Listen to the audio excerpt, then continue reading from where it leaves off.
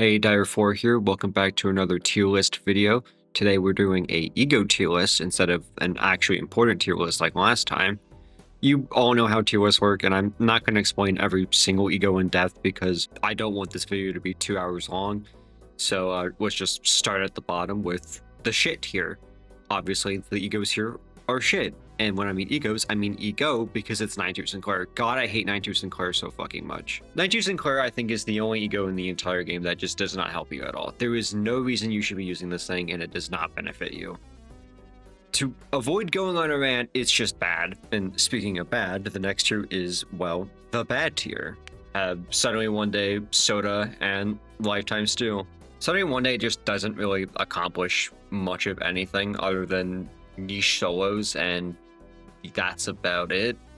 Soda Hongwu is only good in like 4 battles in the game because its passive is actually pretty good but requires a lot of ramp up. In Lifetime Stew, you're just giving up too much for an effect too little most of the time. Giving up clashing just isn't ever really worth the effect in my opinion. Moving on, we now got the D tier. Egos that are, I wouldn't say bad, just kind of not very applicable. I already did an entire video about Lifetime Stew Dawn. I'm not going to go over that one again. Soda and Rosie Desire Hongwu. Defense power down is just way too niche to be useful most of the time. It's definitely not a bad effect, but there's just too few battles where it's actually helpful. Lantern, Branch, and Pending Day, all pretty self-explanatory egos. Evasion, Corrosion, is that how you pronounce it? Hongwu is another strange case because the ego is fine, and after Unbreakables, it did get a little better with its highway conditionals being actually reachable, but Dimension Shredder is just kind of the objectively better version of this ego. 1 Fragility versus 2 Gluttony Fragility, especially in Rupture, is kind of just way better. Fragility is way more preferred, and the passive on this ego is just so fucking ass. I cannot believe they actually thought that was a good idea. Red Eyes Open is kind of an interesting case because the ego itself is actually good, but it just gets fucked over completely by circumstance. And this goes for Lasso Faust too, but for a different reason. 4th Match Flame Ryoshu is just this ego, but objectively better. It rolls higher, the passive is way better, its conditional is easier, the corrosion is way better. Like, there is no reason why you shouldn't just be using 4th Match Flame Ryoshu, unless Envy Res. Envy Res is kind of the only reason you'd ever really use this ego 90% of the time. Next is the C tier. These egos are just decent. Not much else to describe them. I don't really have too much to say on these egos. They're just incredibly okay. But I guess we'll do Lasso Faust because I did mention that ego. So Faust is another ego that's actually pretty good. Just gets fucked over by circumstance because Malfaust does not care for this thing. You can just spam a Malfaust skill 3 and you'll get basically the exact same thing but better. And there's just no reason to ever use the Lasso Faust. Again, it's useless outside of Rupture, and you're not using anything but Malfaust. Malfaust is just such a dominating ID that this ego is kind of completely fucked over by it. Moving on to the B tier, these are just good egos. Pathos Mathos is a pretty funny ego because it used to be really good back in the day, like one of the best egos in the game, dare I say. But after Unbreakables, holy shit, this ego got hit hard. Actually, now that 30% damage is just kind of not as good anymore. 4th Metro Modied, I think, is honestly underrated. It's basically just in Destin's Trial, but just the Wrath Fragility. It's still going to be rolling at least a 20, which is perfectly winnable most of the time. It's not as bad as something like 4th Match Flame Yisang. Again, well, it actually was the exact same on headset on 4th Match Flame Yisang. And 6 Burn, I mean, the passive is historically awful. That passive is god-awful. And 3 Wrath Fragility is 3 Wrath Fragility. Wishing Karen Yisang is a pretty funny ego because it feels like this ego was designed for some like upcoming boss and then it just never happened with the passive. It's such an interesting passive. I don't know why they just didn't really do anything with it. If the Paralyze was on headset, this would probably end up a couple tiers higher, but as is, it's just okay. Same term swap fragility is fine. Okay, now let's get into the more interesting egos. The A tier, just decently good egos. You probably use these every once in a while. Terrible Faust and Screw Swap, I think, are just really underrated egos. Like, I think these two definitely deserve more recognition for how much damage they can do. Terrible Faust is just an incredibly good passive, like an insanely ridiculously good passive. And Screw Swap is just like 20 to 40% more free damage. Yes, the max health reduction is annoying, but 40% more damage is 40% more damage. And Distance Dire4R's, I think, is the worst WoW in the game. It just kind of... It's a jack of all trades, master of none ego. It heals for some reason, and it has an insanely easy heal conditional. You literally need to get one more resin to get the best healing effect. Just use one more wrath skill. Like, why even have a conditional at that point? The corrosion is just awful. And the main gimmick is interesting, but you have to use all your wrath skills to get Wrath Fragility, which makes you just kind of ask what's the point. Considering wrath skills aren't even usually your big nuke skills in burn. Like, for Capro, Salt, and Philip Cleric, yes, they are, but yeah, it's just kind of okay. What was it, 24? Blind's Otis is another interesting ego, because if this was Railway, this would end up in top tier because of how broken this ego is in Railway speedruns. It's just kind of as is, it's just alright. I don't think I could really put it below A tier because of how good it is in Railway, but yeah, it's just alright otherwise. I guess it's probably the best Tremor ego. I mean, that can convert Tremor if you're not running like a dedicated Tremor team. That's all I can really say about it. The triple Gregor healing ego with Bygone Days, Garden of Thorns, and Christmas Nightmare. Forgot the name of this ego. I think these are all really underrated healing options. Bygone Days and Sign of Roses especially, they're incredibly great heal options. Bygone Days can heal a ridiculous amount of sanity if you can get the sinking conditional on it. Like, I think it's like 100 SP, which is just fucking ridiculous. And Sign of Roses, I think, is the best HP heal ego in the game. Like, better than Fluid Sac and Lantern Sinclair kind of good. Like, that's how much health you can heal if you get the resin on this thing. It's just an incredibly annoying ego to use, which holds it back a lot. If it was cheaper and the res conditional was a little more generous, it would definitely end up in top tier, but as is, it's just alright. 2 more wows with Union McCollum Mersault and Tarnished Blood Sinclair. These are both just kind of fine. Union McCollum Mersault is actually really good. It just kind of sucks that you only ever use it on a bleed team. Like, there's no use out of this other side of a bleed team. And Tears of Tarnished Blood Sinclair is just kind of okay. I'd say you mainly use it for the passive because the SP heal is neat, but it's not really anything to write home about. Queen of Hatred Dawn is another funny one because, yes, the passive is really good, but only on Queen of Hatred Dawn. So it ends up in this weird scenario where everywhere else it's just kind of incredibly okay. But on Dawn, on Queen of Hatred Dawn, it is really good. Otherwise, don't think there's too much I need to explain with the rest of these egos.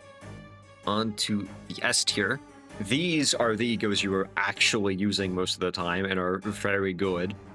Tears of Tarnished Blood Honglu, I've put a lot lower than the other WoW nukes because it's incredibly annoying to use for me. I never liked using this thing. Killing off Honglu is a hard ask, and the effect is just alright. The passive is decent, but that's kind of all this thing does most of the time. Outside of Unfocus, I'd say it's basically useless. Yiseng is another weird ego, because it gets worse with every new level cap increase, but also it is really good. The damage is great. It's phenomenal for Mirror Dungeon. It's like the best ego in Mirror Dungeon.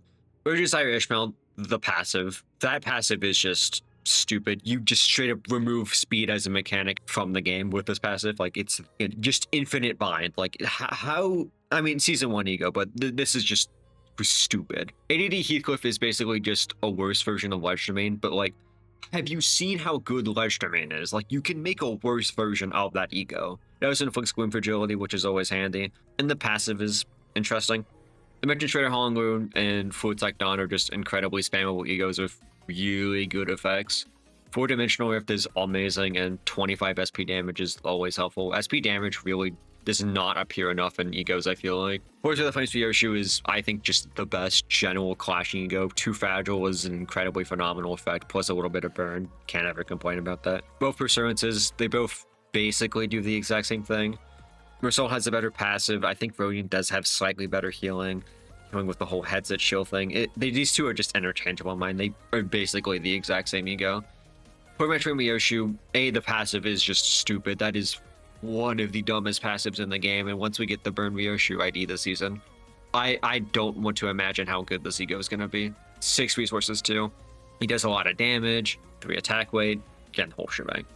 Sunshine Yiseng is a kind of a weird one because in Unfocused, it's really good if you hang on heads. You can actually heal SP, like you can get 100 SP with this eco on headset, which is absurd. The passive in 2 turns does technically refund the SP cost, but it's still only 3 SP per center. I'd say it's mainly the passive that makes this ego so good. The soft is all right, but again, Tremor kind of doesn't really need it that much. You're mostly doing damage to other needs. The Ryoshu Battle Pass ego, I cannot pronounce the name of that thing, is interesting compared to the other nuke skills. It's still pretty new, so I don't really know where to rank it. I just ended up kind of putting it up here. It's way easier to fulfill, and it's more applicable than something like Makala, but it only gets really held back by the fact that it has one less coin, and you do have to wait a pretty long time for the ramp up. Senyatta Heathcliff, it's basically just a worse bind obsession. Same thing as ADD Heathcliff. You can afford to make a worse version of one of the best egos in the entire game. 2 attack round next turn is also an incredibly underrated effect and an extremely easy attack weight conditional, and the passive is definitely interesting. Linton Sinclair, this is like the best HP healing ego in the game, other than full attack, obviously. So if you're hitting multiple targets with this thing, you just get basically a full health restore. It's ridiculous. Lance Heathcliff is really good. It would end up in top tier if, you know, every encounter had multiple enemies. If an encounter doesn't have multiple enemies, then it doesn't really do a whole lot. But it's still a great ego. And again, Railway and Focus encounters, it's just disgusting. Makala, if you ever use this thing, you know how much damage this thing can do. It's just fucking stupid. I've actually gotten this thing to do like, I think 2,000 damage in story, which is kind of crazy. It's just an incredibly high damaging ego. You know, not much else to say about it. Passive is nice too, I guess. Ebony and Dimension Shredder, these two egos basically do the same thing with the passive making you rupture count neutral. Ebony ends up slightly lower because it's a lot more annoying, and Dimension Shredder gets held back by the fact that you do have to be going faster than the enemy. And if you're not using W Corp Usang, this ego does get a lot of its use tanked because you can't fulfill the charge conditional. But otherwise, it's still phenomenal. It's still a great ego. Now, finally, with the top tier, these are the best of the best egos. These are the egos you're almost always using in every battle and just do some absurdly broken shit. Tango Fletcher main, 3 Paralyze for an incredibly cheap cost. It's probably the most spammable ego in the game other than Fluid Tank. 4 resources, 10 SP, 3 attack weight, Tremor Burst, 3 Paralyze. Like, you just can't ever go wrong with this thing. It's basically 2 free Clash ones, which is like one of the main reasons why you use an ego to begin with. And the passive, I think, is pretty underrated. Cardron Passive Assault ends up higher than the other nuke skills. The passive, like, that passive is just, like, nah, that is just a stupid passive. And if you ever use this thing in Mirror Dungeon, you know how much damage this thing can do. It's like 50,000. Kimtuntal Ryoshu and Unbelieving Glory Gregor are end up higher than the other 7 attack weight WoW egos because they're just more applicable. You can use them in basically any team. You get a ton of damage, one of the best ego passives in the entire game, if not the best ego passive other than Regret. And on Unbelieving Glory Gregor, you can just ignore stagger as a mechanic, which is just fucking absurd. You can use this thing on Pregger, and then you just get all the downsides are just gone. It's stupid. Teleport Dawn, just remove charge, ramp up, you just give 12 charge on the corrosion. Oh, so you can target the corrosion. It's one of 2 egos you can do that on, which is just insane. The only downside is, again, you can't use it in negative coin form in Queen of Hatred Dawn, but as long as you just use it early for how cheap it is, it's really good, especially on Multi-Crack Faust. ADD Gregor, I did an entire video glazing this ego and how good it is. Oh, 2 videos, actually.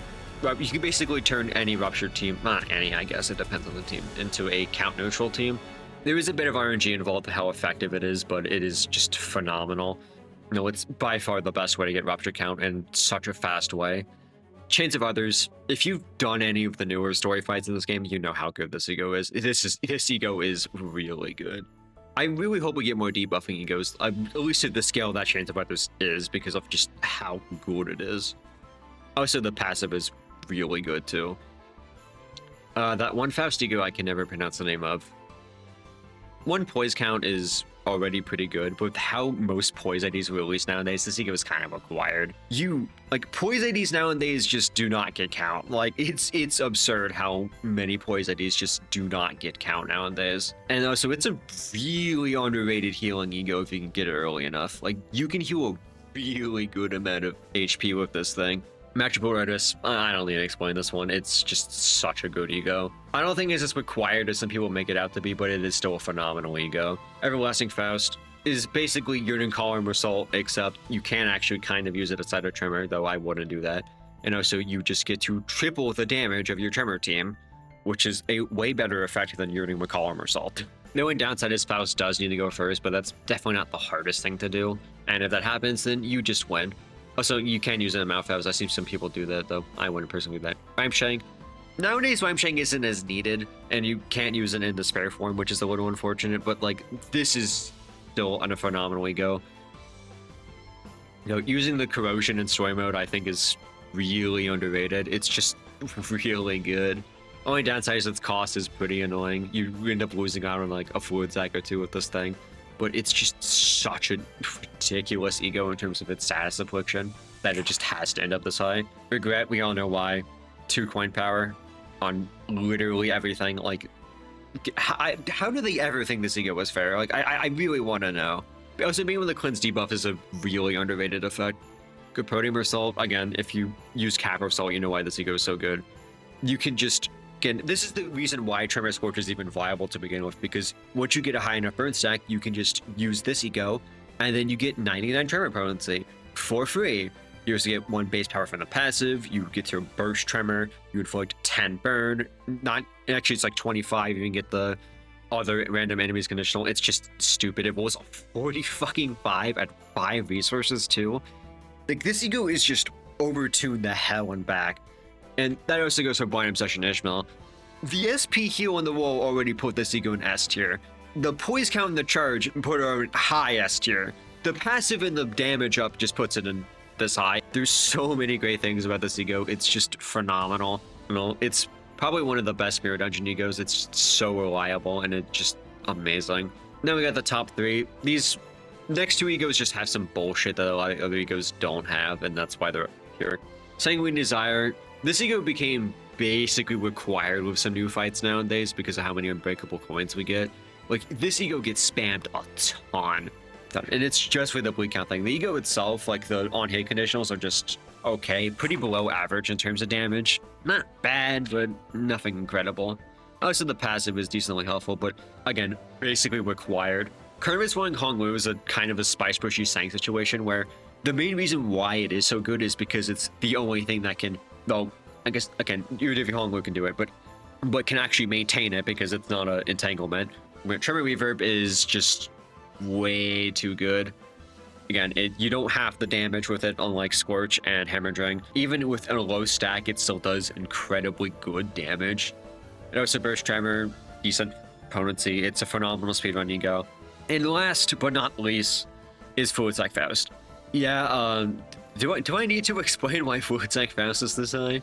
It's just got the most absurd HP in the game. It's basically solves everything. If anything, this ego could probably go in a tier of its own, but I didn't feel like doing that because I'm very lazy. Again, you get 25 SP healing if you land heads, which is on everyone, which is absurd. The fact that you can refund sanity on this ego pretty consistently is just stupid. It's way too spammable. 5 attack weight. Wait, the wall is okay. That's just kind of it. The fact that the worst thing is it was a 24 is just like, that's how good this ego is. The passive is really good. Its HP healing is basically unmatched aside of like Lantern Sinclair, but that ego requires some pretty specific circumstances. The Corrosion's actually a little underrated. I wouldn't ever use it because of how good the Awakening is, but like, it's definitely not bad. But I don't think I really need to explain Fluid Sac Faust. It's such a dominant ego. The fact that even something like Telbo Faust, which is a very good ego, I think, just ends up being completely obsolete because of how good Fluid Sac is, should explain perfectly. The fact that the only ego that can really compete with it is just basically a required ego for some teams should explain how good Fluid Sac is. And even then, you might still want to use Fluid Sac over it. Like, that is how good this ego is. It's way, way too good. Closing out here, I don't think I have anything else to say. Other than I'd say some of the new Battle Pass egos end up being pretty underwhelming, I think. And Battle Pass egos in general tend to be a bit of a mixed bag. I mean, 92 Sinclair. God, I hate that ego so fucking much. Again, I don't really think I have anything else to explain. Bye-bye, I guess.